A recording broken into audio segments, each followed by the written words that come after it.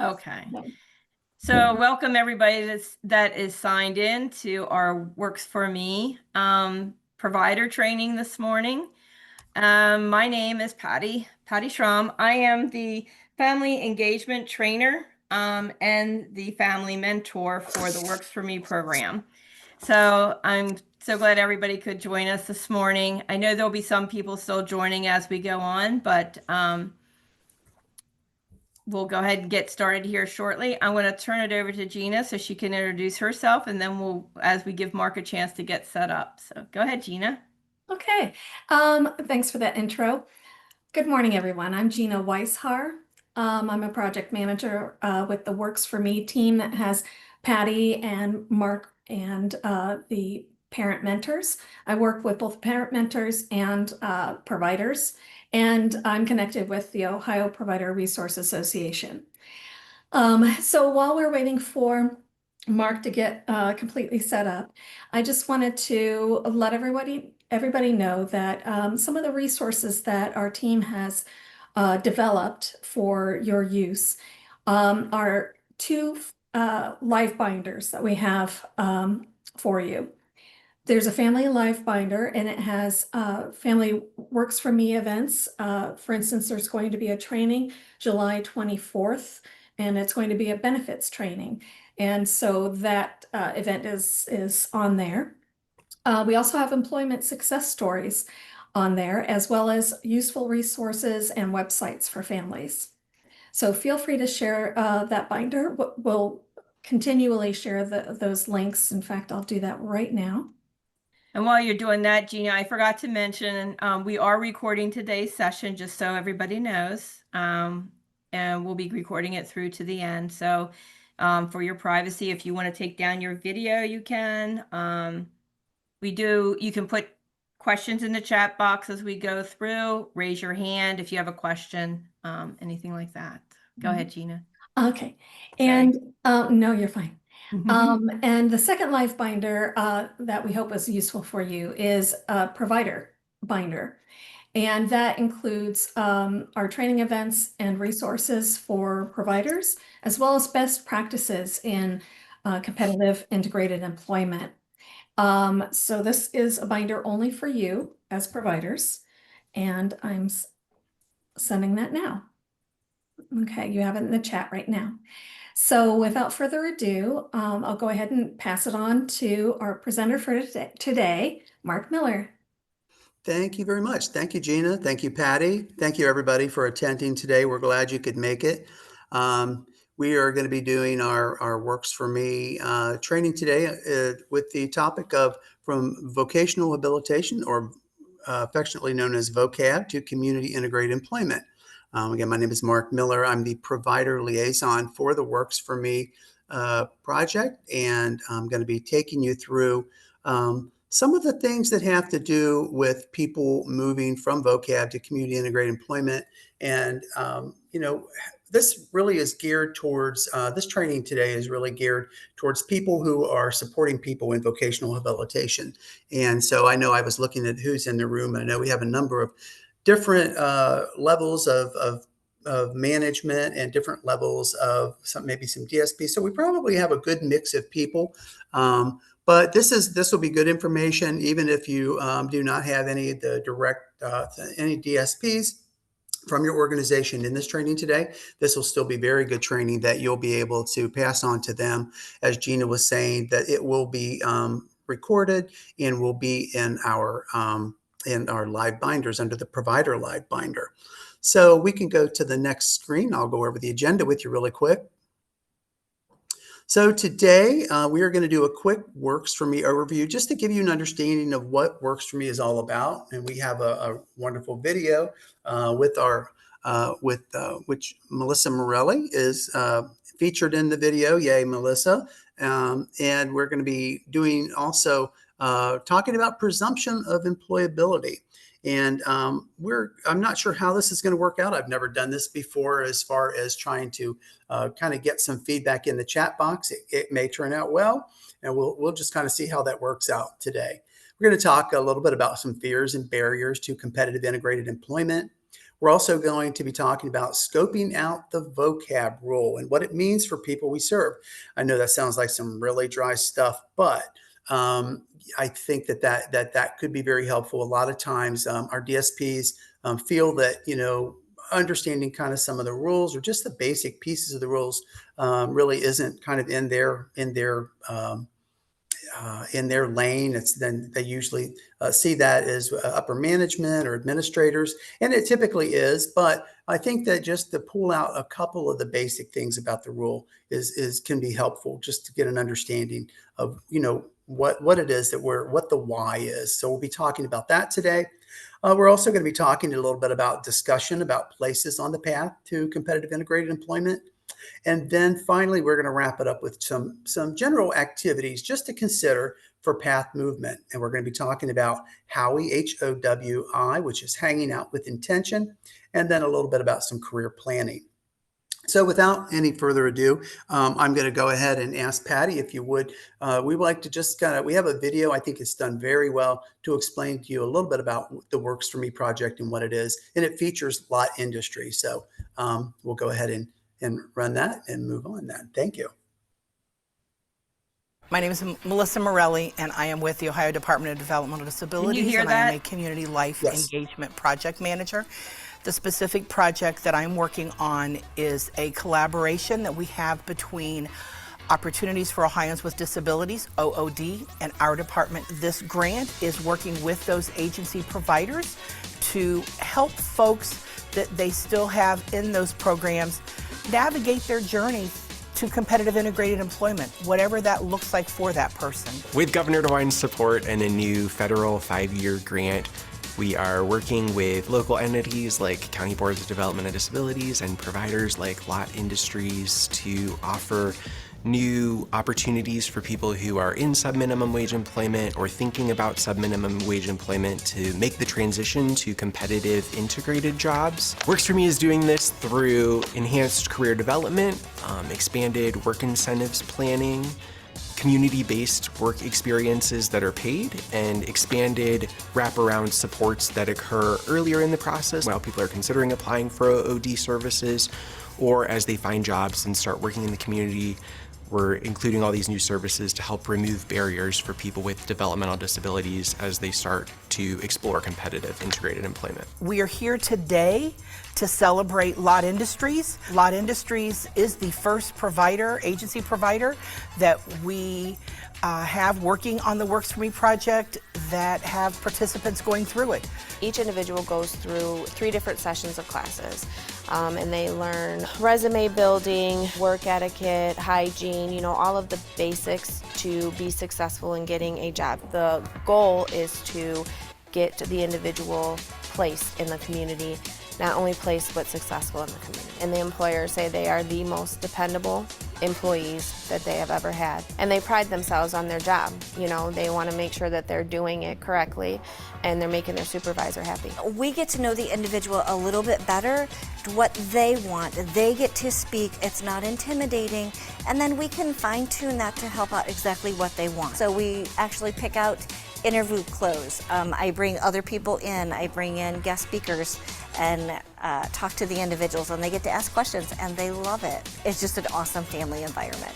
Everybody gets along here. I like being with Lot Industries because they teach me a lot of stuff and stuff I never experienced in my lifetime. They're helping me out a lot. I appreciate all the teachers. They're doing an excellent job.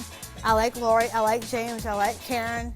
They're really helping me out a lot, and I really appreciate it. I teach the technology class. I work with them in building an email address and help with a little bit of training on social media, looking at the different sites that could assist them in finding a job. It's important to learn computers because of the fact that most technology is being worked in schools, banks, and all businesses. We want them to get out there and expand their horizons. I actually have a girl who went through OOD who is so excited because she's making $12 an hour and she's doing really well. It's given everybody the chance to see that there's more outside of Lot or even just any day have provider, that there's opportunities for them, and the doors are open. It's endless opportunities, and they're actually grasping it and understanding it a lot more. Working with OOD through this program has been, it's been a blessing actually. It opened up opportunities for us. We have been trying to fine-tune our classes that we've done here. So when the Works For Me opportunity came up, it was just a perfect fit.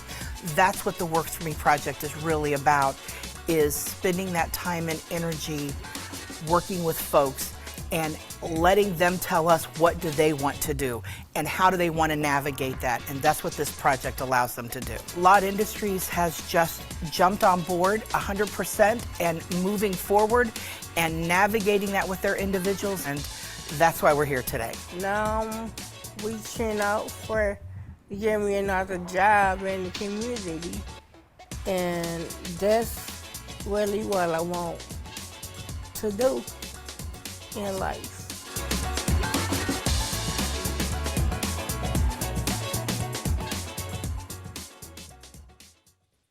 My name All is right. Melissa Morelli, and Yeah, there we go. There we go.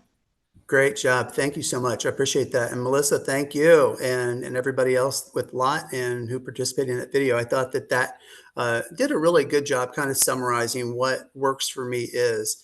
And so I think that, you know, the more of these success stories that we can have coming from this, we'll certainly want to share those as we move forward. So next on our agenda, I'd like to just talk about, and this is what I was talking about. I'm not that I haven't done before is when I do kind of this a little bit of this presentation in person with staff, DSP staff.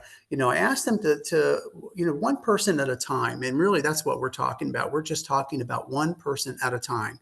So I'm going to ask our attendees today, if you would, to please just think about one person. And this is mostly for DSPs, people who are kind of working with people every day. But anybody who can participate in this, I would urge you to do so. So please just think about one person that you believe can work in the community, and then give one or two reasons why you believe they can work in the community.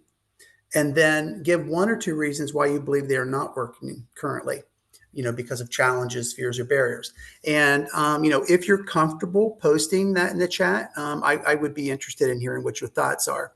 And when we get to the end of this presentation, there'll be a way that things that we can talk about that you can take that to the next step. And so even if you are not, working day in and day out with people directly, this can still be an activity that you might want to share with your staff. So if you would like to do that again, so just think about that one person and then give that reason. Why do you think they can work in the community? And then why are they not working in the community? What would be a reason why they are not? And if you wouldn't mind, if you're comfortable doing so, you can put that in the chat and we can visit that towards the end of the presentation. Okay, and so as I said, there are reasons why people are not working, and that's really what we're here to talk about. People in vocational habilitation, that are continuing to work in sheltered employment. Why is it they're not working? What are some of the fears and some of the barriers? We can go on to the next slide. So some common fears that are associated with getting a job in the community. And I know I've done this presentation before and you may have seen this, but these are just a lot of the things that we have seen over the years. And these fears come from, they come from family members, they come from the individuals, they come from staff, they come from all areas of the service sector who's involved with helping people with services. And so some of them I fear will be setting, these are quotes, I fear will be setting her up to fail. That not wanting to take that risk, the kind of jumping, the jumping out and trying something new. I'm afraid of how he'll be treated in the community. People who may not have worked in the community before and are afraid that their loved ones are not going to be respected or not going to be, just not be treated properly in the community. And these are totally legit fears that people have expressed over the years. I'm afraid she'll lose her benefits if she gets a job. That probably is, I would say, if not number one, it's definitely number two, and only behind transportation, I believe. But a lot of times that's the number one thing that people believe, that they're going to lose their benefits if they get a job in the community. I'm afraid of leaving my job at the workshop. And so as people become comfortable in that setting and working in sheltered employment, and then their approach to think about, well, what about a job? What about getting a community employment? They're thinking about, well, what am I going to have to give up? What does that involve with me if I leave here and I'm going to lose my job? And so a lot of people who are in sheltered employment, that's what they think of when they're going to that vocational habilitation program, is that's their job. And we want to respect that, because that's their identification. That's how they associate themselves, as what they do every day. And so when we're talking about getting community employment, it's kind of straddling the fence. You got to also make sure that you're giving the respect that's due for that person who's been doing that for quite some time.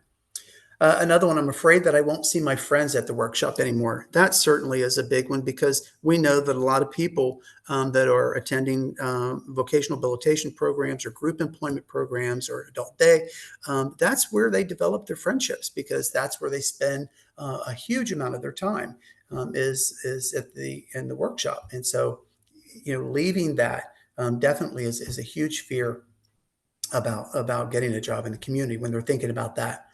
And then the other one we fear she'll be leaving her comfort zone to work in the community.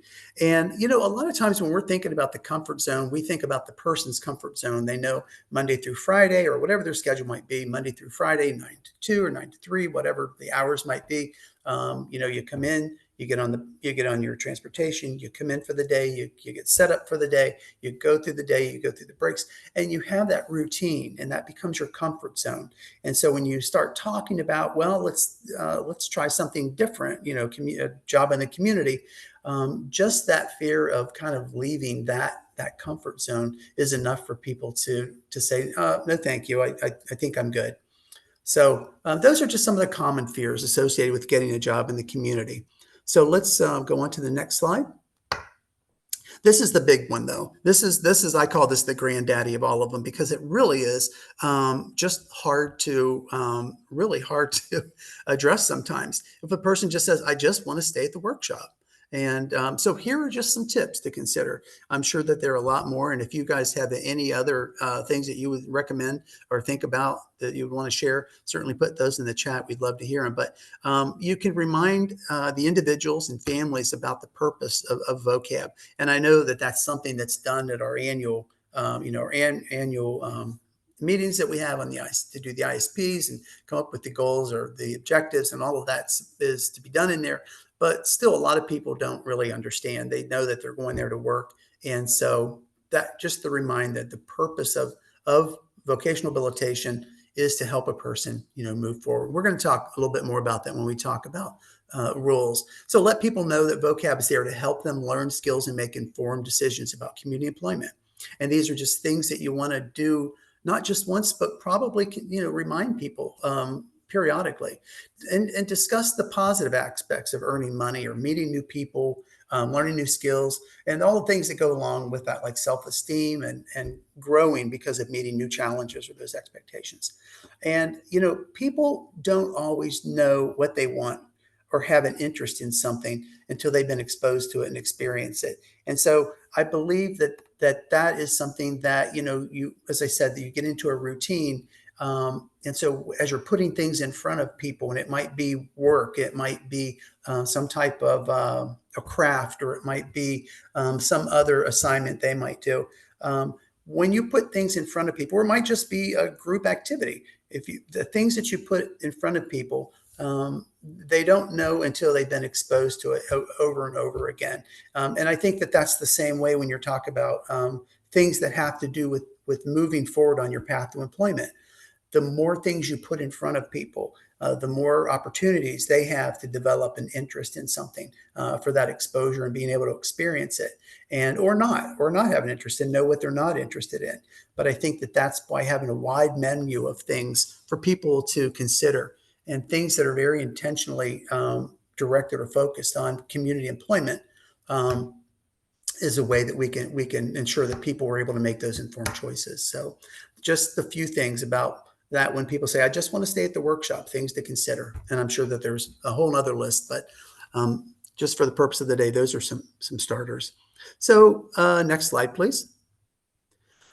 Oh, here's a lot of words on the page, but basically this is just to understand what is competitive integrated employment. And this is as defined by the Workforce Innovation Opportunities Act. I'm not going to read all that. Basically, competitive integrated employment means work above minimum wage and at a location where people interact with other individuals without disabilities. That's the big part of it, and have similar opportunities. So for the purpose of, when you're explaining this to DSPs, because a lot of things will say, well, what about group employment? That's a job and they're making minimum wage. Then you have to kind of have that conversation about the integration. And so, those are just things that DSPs, they sometimes they may understand, well, it's the minimum wage or higher is in there, but it doesn't have the, the integration piece of it in there. So just to have a general understanding of what CIE is, competitive integrated employment is I think a good thing for DSPs to have a good understanding of. Okay, we're going to talk next slide a little bit about the rule. And so I was telling somebody a story the other day about, I had some questions, and I worked with the county board many years ago. And I had questions about things that we were trying, different services we were trying. And I would go to our adult service director at the time and ask my questions and hoping that he could just give me the answers. And then, and he did for a while, but then he got to the point, he says, well, what does the rule say? And I was like, well, I don't know what the rule says. That's your job to know what the rule says. And so he says, well, let's look at the rule. And he brought out this huge binder back. Of course, we didn't have access to looking things up online and things like that. So everybody had these huge binders. And I'm like, oh my goodness, are you kidding me? We have to look through all that. And it's like, well, yeah, this is what the rule is on this particular thing we have to be seeing. And I learned that you do need to understand what the rule says. Now, not everybody needs to know every single thing about every single rule we have, especially when we're thinking about DSPs and the days that they go through. But I think the very basic thing with the vocab rule is the first part of it. And this one, the expected outcome of vocational habilitation. And I've bolded some of the words because I think these are important words in it. The advancement of an individual on his or her path to competitive integrated employment, and the achievement of competitive integrated employment. So we'll go to the next slide. And I wanted to highlight that the advancement in the achievement part of it, because I really do think that when we're talking about the advancement part of competitive integrated employment, we really are talking about a lot of the DSPs who are doing vocational habilitation, who are actually doing the services to help people move along the path. And so when the advancement part is, well, what is it that we're doing? What are the things that we are doing to make that advancement? And then we look at the achievement. A lot of times that may fall into the workforce development realm of that organization. But I think what we're trying to do is we're trying to connect the dots or have a continuum of, a person who is getting vocational habilitation, how do we get that progressive path movement till we get to that point of achievement of a good outcome, a good employment outcome. And so the advancement part of it is, I'm hoping today that we can talk a little bit about, some of the things or some of the ways that some of the DSPs can connect the dots and be able to move that person along that path to employment. So we'll go on to the next slide, please. Again, a lot of words on the screen, but I think this is an important thing for people to understand also, is the places on the path to competitive integrated employment. Just understanding if a person, this is something that is in everybody's ISP now. It's, I think, a way that you can assess and you can see, what needs to happen, basically where, people are on their different journey to competitive integrated employment. The key to it is that everybody is on the path to employment. And so I think that going back to that vocab rule, that is the expected outcome, that really does kind of set your GPS for, well, what should we be doing? What are some things we can be doing? So for example, people in place one, understanding that those are people who are working in the job, but may be wanting to do something else. People in place two are people who basically have raised their hand and said, hey, I would like to work in the community. Let's get moving. And so there are certain things that you would want to consider, or that person may want to consider, that family might want to consider for that person who's on place two, as well as on place one. Place one could also, and let me go back to that, could also be somebody who would just like a new job, or would like to earn more money, or like to make improvements on their job or career advancement. And then place three, the individual is not sure about competitive integrated employment because maybe they've not had any exposure to it. Maybe they've done other things. They've been maybe an adult day, or they have done group employment, but they're not unsure. They're unsure about competitive integrated employment, and they just need support to identify some career options.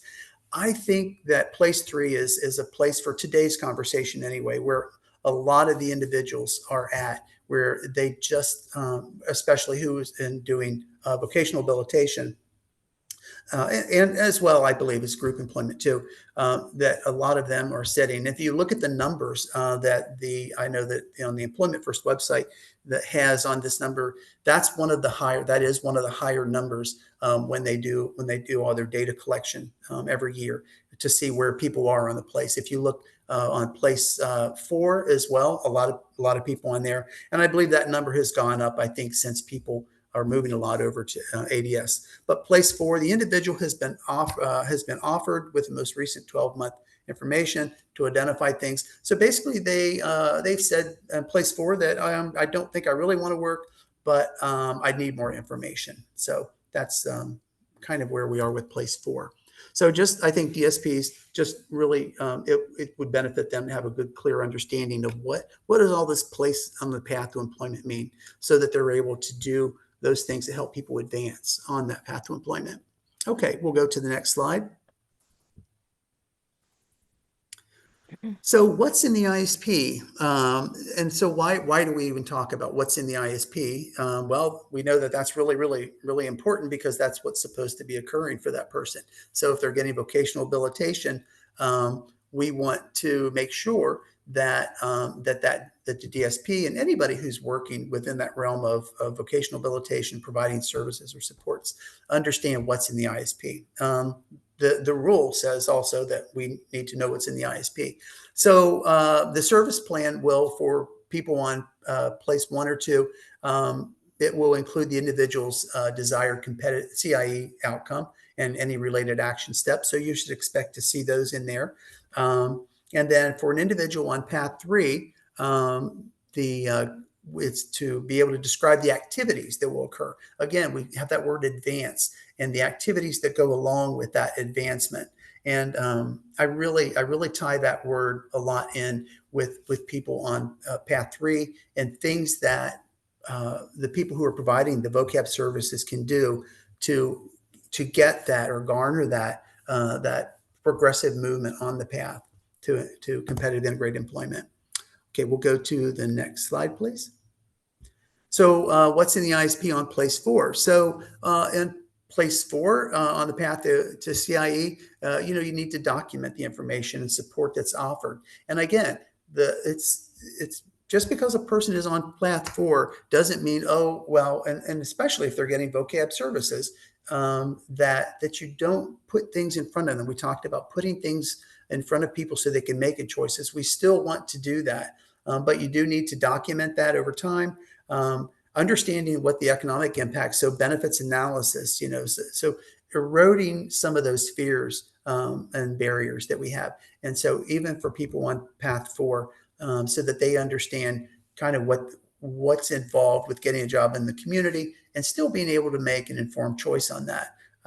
So for path 4, those are what you might expect to see in the ISP. Okay, next slide, please. So everything that I've kind of given you so far, I've lifted directly out of the rule, and I'm not going to go through every one of these, but these are just some 8 activities that constitute vocab. But I've highlighted some of them. So and these are not all inclusive, but these are the 8 that you will find in the rule. And promote the development of general work skills. And so I think that as we're working with people with vocational habilitation, that we really want to start looking at work skills that people have, and those skills then translate to tasks, and tasks translate into what an employer is going to pay for. And I think for DSPs to have that understanding that we want to see the skills, as many skills as possible, and develop these general work skills. So that is something. So a lot of times if they're, let's say you have somebody who's working on a particular contract in sheltered employment, they may work on that same contract and do the same skills day in and day out. And they a lot of times may not get an opportunity to be able to do some different things to either enhance their current skills or learn new skills, just because of that comfort zone. A lot of people sometimes like to just stay on that particular contract or that particular thing that they may have going, or a different job out in group employment if they're working out of an enclave somewhere. So just some of the things on here, the general work skills: develop a systematic plan of instruction.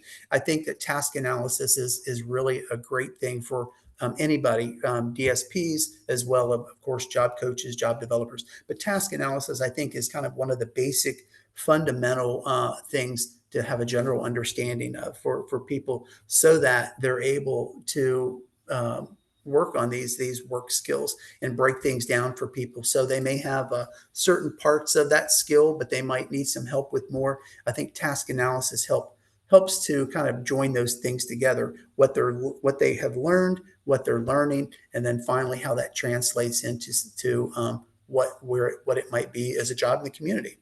Assisting the individual with some activities, supporting and training the individual on transportation. Let's go ahead and move to the next slide, please. Yes, we have so I'm going to really just kind of focus on 6, 7, and 8. So providing training to the individual to maintain current skills, and we just talked about that. So to do that, you need to know what their current skills are. And sometimes we may have a good list of things and sometimes not. And I think that having that list of what are the skills this person has will help you to be able to determine, well, what do we need to do to get those skills up? And then what might be some crosswalking to other skills where they could learn new skills to be able to build up that menu, or that kind of that resume of skill sets. Number 7 says developing and implementing a plan. I think this is something that we could do with everybody, just even if it's just a very basic plan. And the plan could be, let's start putting some things in front of people that might be different things, that so they can develop new interest or identify new interest, identify new skills, and just having that basic plan. It doesn't have to be an elaborate one, but I think that having the plan will be a way to be able to gauge how things are going. Are you making any progress? Is positive path movement happening, etc. And then number 8, I think this is just this is also a fundamental one: providing information about a referral for career planning services or disability benefit services, or other appropriate consultative services. I think this is something that DSPs really would benefit to have a good understanding of. What are these career planning services? We have, we have career discovery, we have career exploration, we have OOD services, we have disability benefits, we have benefits analysis. There's this whole toolbox full of things that people can, that the practitioners of vocab can use to help with path movement. Now, it doesn't mean that they have to be the ones who are doing it, but I think that if they have this general understanding, it gives them kind of like, well, what's next? That kind of what's next mindset when they're doing their vocab services. Okay, we'll go to the next one, please. I pulled this one directly from Employment First. So this is, and I did this because of the word presumes, and this is one that Employment First is a philosophy. A lot of people kind of get it confused, of it being a rule or a law, but it is a philosophy that presumes that all Ohioans, including people with significant disabilities, can have opportunities to work in the community. And so we're going to kind of play off of that word presumes, because I think that that's something that as we're working in vocab and trying to move people along to competitive integrated employment, we sometimes lose that presumption because we're just with people so long in that particular service that we've kind of lost that presumption that they have that they can work in the community. So we're going to talk a little bit more about that on the coming slide. Next slide, please. So first of all, let's presume that people can work in the community so that we'll provide services to help people advance on their unique path to employment. So presumptions either way can become reality. And I really do believe that. I think that if we operate under the presumption that people can work regardless of the impact of disability, presume that they can work in the community, then that is going to that's going to motivate us. That's going to kind of set again that GPS to provide those services to help people advance on their unique path to employment. So some of those services might be, as we said in the previous slides, having that plan, informing people about some of the other services that are there under career planning or OOD services or benefits, all of those things. I think that sometimes as we're trying to make that path movement, that presumption that a person can work can be a game changer. And that for that staff person to have that presumption, I think is really important to the outcomes that the person's going to have for employment. Okay, next slide, please. All right, so this is kind of a discovery. This is a kind of a discovery concept. We call it Howie. I think I talked a little bit about this earlier, but Howie, hanging out with intention. So this is where we begin the conversation. And so we really are talking about literally conversations and observations, but hanging out. So each bit of a conversation or an observation we might have, observations could be just us having to be somewhere where we're witnessing something or hearing about something, but it has the potential to lead to or build on another piece of information that leads to another and another and another and so on.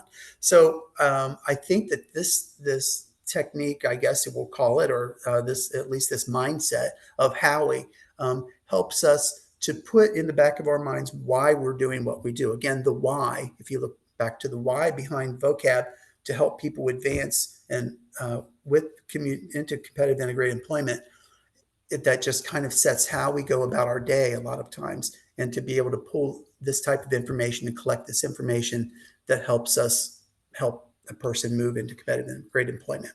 So let's go to the next slide and we'll talk a little bit more about, so make time for Howie. So this is one of the big things staff, I think, kind of get into their daily routines as well as everybody else, that, we are doing our transportation a lot of times, we're getting people in the building, we are doing all those things throughout the day. But a lot of times we don't make time just to hang out with people very intentionally about and think about things that have to do with, or talk about things that have to do with community employment. So just some suggestions on there is to try to chat outside the workshop, if at all possible, and to have these conversations. And this is really, really where you're starting to build a positive profile. And so if you do have to chat at the workshop, try to find an area where it's not a lot of people and it's not too distracting. Try not to talk about workshop related issues. That's something that is going to occur, on a daily basis anyway. So let's, try to talk about things that are informal conversation, and always keep it positive. But remember, and this is the most important part of this slide, I think, just remember the goal is to get to know this person, hopefully learn things that you didn't know before. So, I think that's the important part about when we talk about hanging out with intent. The next slide I really like, because this kind of, I think, sums it up, some tips and takeaways about Howie. So again, presume that the individuals we serve have unknown contributions and interest, but that we yet need to discover. And then we want to consider ways in which those discoveries can be explored and potentially lead to new opportunities. And so when we're talking about that consideration of ways, that is that advancing, that's the things that we can do for people who are in vocational habilitation or group employment or adult day, the ways in which those discoveries can be explored and then potentially lead to new opportunities. Again, we have the iceberg picture here, which is like what we see, what we know is really on the surface. What we see every day is on the surface. But what we need to learn is always below. And it takes, I think, that hanging out with intention and learning about that person at a deeper level to kind of get at that, what we need to learn part of Howie. Okay, we'll move on to the next slide, please. So what I thought I would do, I'm kind of basing this off of let's discover some things about JJ. And I just want to kind of walk you through a little bit of a scenario about building a positive profile. Again, I think this is a good exercise for people who are providing supports for people in vocab, kind of on a daily basis, but just some things and this kind of has the categories of the things that we're going to be talking about. But let's discover some things about JJ. And we'll do this in a way that is kind of using the Howie technique, hanging out with intention. So building a positive profile. Let's move on to some of the things that we want to learn about JJ. So JJ's dreams. Let's talk about his dreams and goals and things to look forward to. So as you're having conversations with JJ, you've learned that he wants to have his own apartment someday. So think about, okay, so that you've learned that. So what would the discussion go to from there? We talked about building on one thing and building to the next. So the discussion could be about, well, where he'd like to live, the cost of rent. So there you're starting to talk about places he would like to be, money that he may need for that, and the whole discussion about earning money. Some other dreams, he would like to buy a golf cart or an electric bike. So again, talking about the cost and where would he like to ride. So what you're gleaning from that is not just about, okay, I'd like to have a golf cart, or I'd like to have an electric bike, but you're talking about things that have to do with what are some things that we would need to do, or what are things he would need to do to be able to make that happen. And then where he'd like to ride, you're going to learn about places that he likes to be and environments that he'd like to be in. Making more money to buy stuff, things you'd like to buy. What would that be? So these tell us stories. So basically, that's what you're doing here. You're developing JJ's story, and that story is ultimately going to be used to help him with his path movement. How much would he like to make? A big dream item on there. Go on a cruise. Well, how much is that going to cost? Again, talking about money. Go to the Indy 500. Well, who would he like to go there with? And how much is that going to cost? So if you start talking about, well, maybe he has some friends he would like to go there with, or maybe there's some relatives he likes to hang out with. Again, just learning that one thing can lead to the next, and you start to learn kind of where JJ is at his best. Where does he sparkle? Where does where is he really wanting to find himself, and what are his dreams that are associated with that? Okay, we'll go to the next slide. Thank you. JJ's talents, skills, and knowledge. So again, this is the header on there. Attention to detail. These are things that you have learned. What are some examples of that? And so here you're learning about some of his current skills. And we talked about, what are the skills that you know about JJ? And so what are some things that you may discover about that? Good interpersonal skills. Well, what will be some examples? Basic skills, understanding mechanics of tools. What are some skills and tasks? Able to use a right. So here's a lot of good information that you have learned in some of the conversations you've had with JJ. And also things that maybe you have heard from other staff have told you, or things that you've learned in conversations that he's had with other people. So understanding what those talent, skills, and his knowledge are is a critical piece to that advancement on the path to employment. Next slide, please. JJ's interest, very, very important. So we know that interests are developed through repeated exposure, through with family and experiences, educational opportunities, personal exploration. So JJ's interested in video games, car racing, motorcycle racing, watching Ohio State football, helping dad work on cars. So you start to see themes here. So, we know that JJ likes to work on cars with his dad, particularly Mopar. And so then you may go into the conversation. Tell me a little bit more about, how you help your dad. And so what are you going to learn about that? You're going to learn about learning styles. You're going to learn about skills. You're going to learn about tasks that JJ is able to do. Just a whole lot of things you can learn about JJ from just that one thing, helping dad work on cars. Okay, next slide, please. So environmental preferences, enjoys working outdoors, not too hot, not too cold. So tell me about some of the things you like to do outdoors. He likes car repair, garage type settings. So we start to see a theme here. So what is he likes to hang out with his dad. He likes to work on the cars. So we start thinking about, well, what's that environment look like? And this is where we get into the translation of the things that you're learning about this person and how does that translate into path movement or something in the community that he might be interested in exploring. So garage type setting. So when I start thinking about this, I start thinking about if anybody's ever seen Andy Griffith, the Andy Griffith show, we have Floyd's Barbershop. And if you've ever noticed in Floyd's Barbershop, people don't always get haircuts when they go in there. They just kind of go in and hang out and talk. So I think that when you think about the things that might be occurring in JJ's world, that you don't see on a day-to-day basis is that hanging out in the garage, hanging out with his dad, maybe other people come there. And I don't know if you've ever seen when people were working on cars, but you might have 3 people just staring into an engine, looking at it.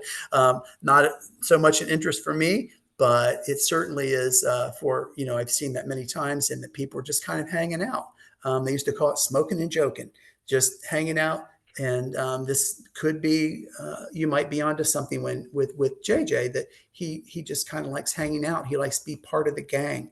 And there's things there that he can do, skills that he has that are associated with that environment and with his interest, etc. Okay, next slide, please.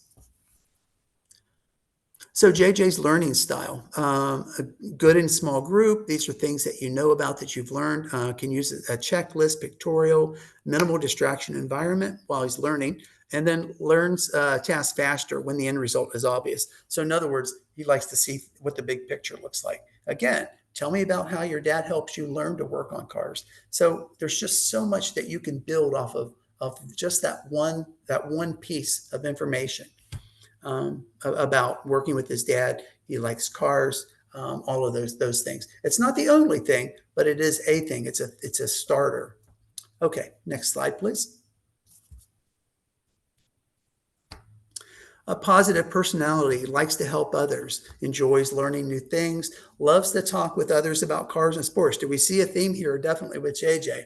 Loyal to his family and people. So a whole lot of things that you've learned as you're hanging out, as you're taking the time to actually spend time with JJ in this very intentional way. Next slide, please. Pet peeves, does not like when people are mean. Smoking. So when I said smoking and joking, as long as there's no smoking going on, he's probably going to be okay. But does not like to be around where people are smoking. Doesn't like it when his transportation, it's supposed to say, is late. Does not like when people do not follow through on their commitments. So these are very important things when you think about JJ's dislikes as well as his likes. So we'll go on to the next slide. And then, of course, what type of work experience does JJ has? He's never worked in a competitive integrated job yet. He's done some small group employment, and he's worked in sheltered employment for about 9 years doing a variety of contract jobs. So unfortunately, he hasn't had any competitive integrated work yet, but he has quite a bit of other experiences and other things that he has done that you should be able to get a lineup of some of the skills that he has. Okay, next slide, please.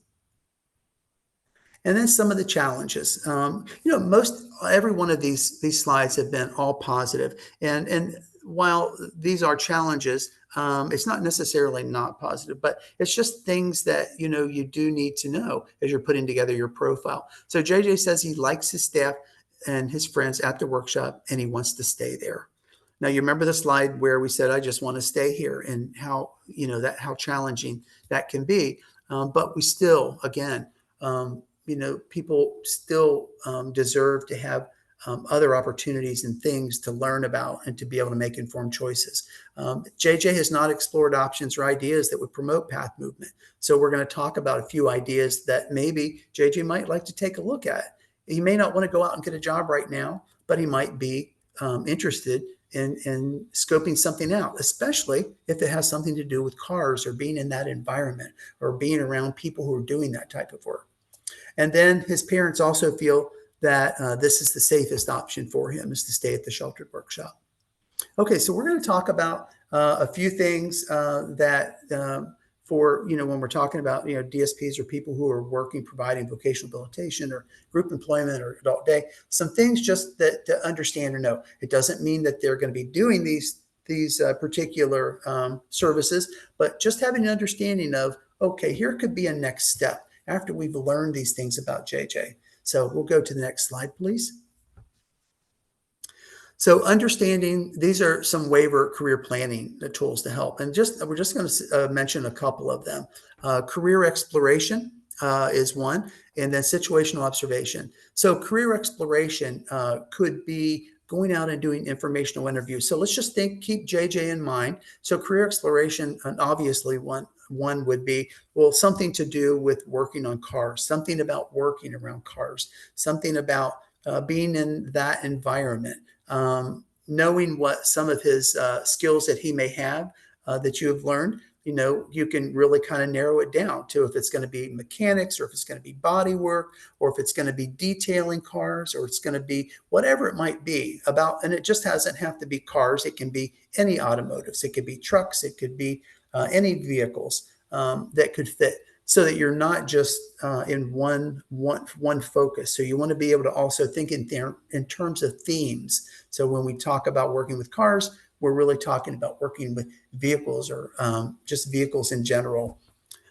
So being able to go out and do an informational interview could be a next step for JJ, or going out to do a job shadow could be a next step for JJ, or going out to do a situational observation. So situational observation basically is a way to go out and get hands-on training to do something, or to be able to actually try it and see how you do with that. And we'll go to the next slide, please, and I'll go over a little bit. I'm not going to read all this to you, but basically this is an assessment or an observation that you're able to figure out, well, what skills could be there, so you can determine kind of what could be a next step from there.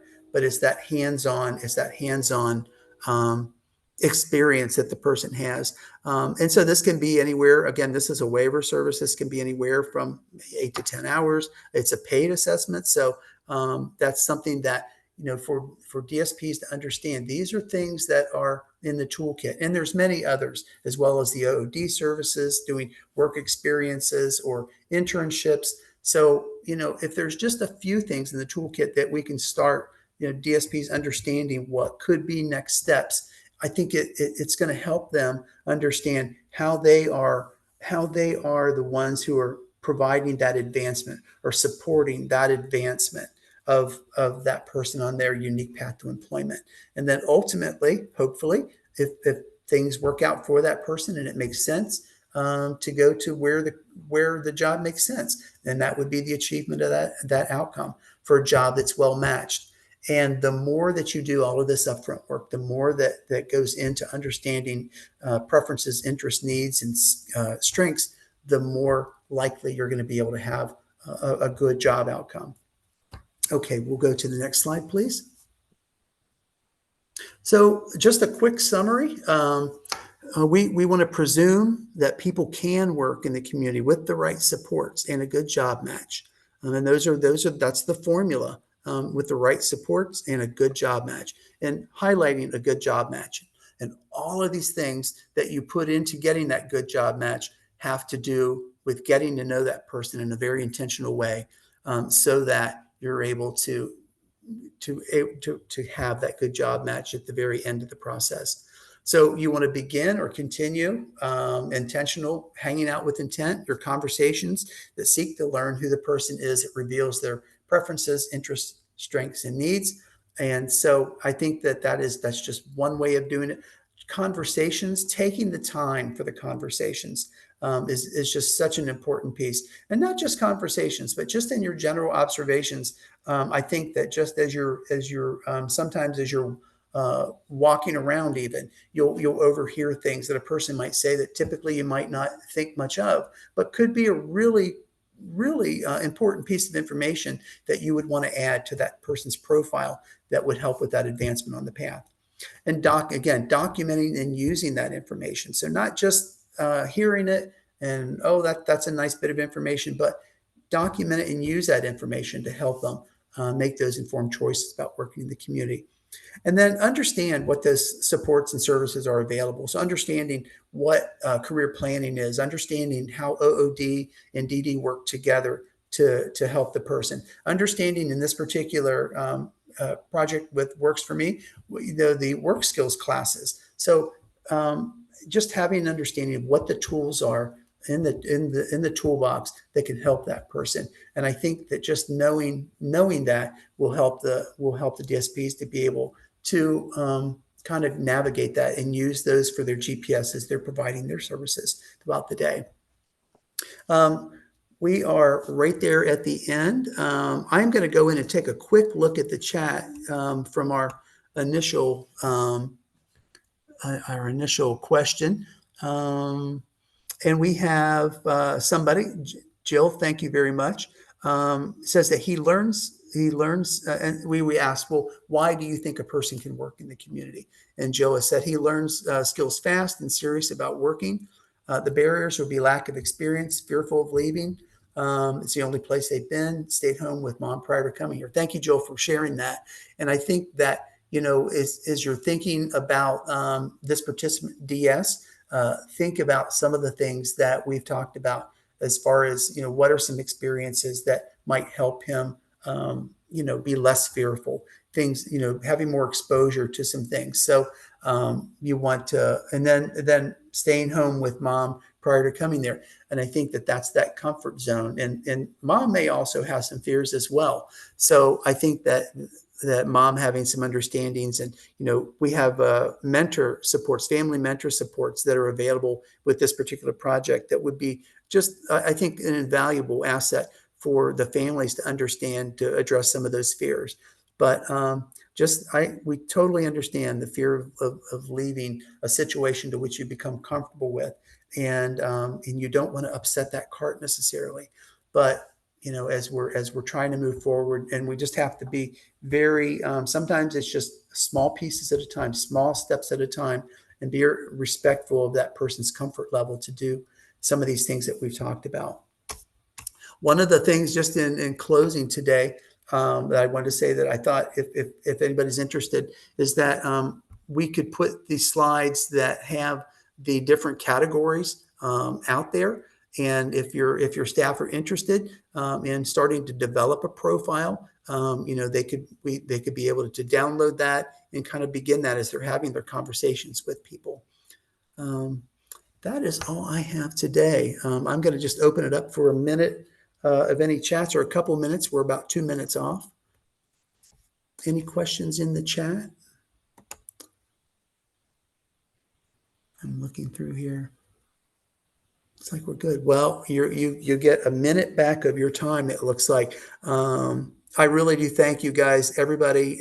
This will be recorded. Hold on a second. We do have somebody in the chat. Oh, okay. This is a great idea to have a recording as a resource available. Thank you, Kim. Yes, thank you, Kim. That we definitely will have this available. So if you can share this with your staff, people who are kind of in the day-to-day trenches of everything going on, we're hoping that this will be some good information that they can use to help people make that transition from vocab into competitive integrated employment. So again, I want to thank everybody for joining us today, and I hope it's been informational for you, and hope it's been beneficial. And we look forward to seeing you at our next training. So thank you all again.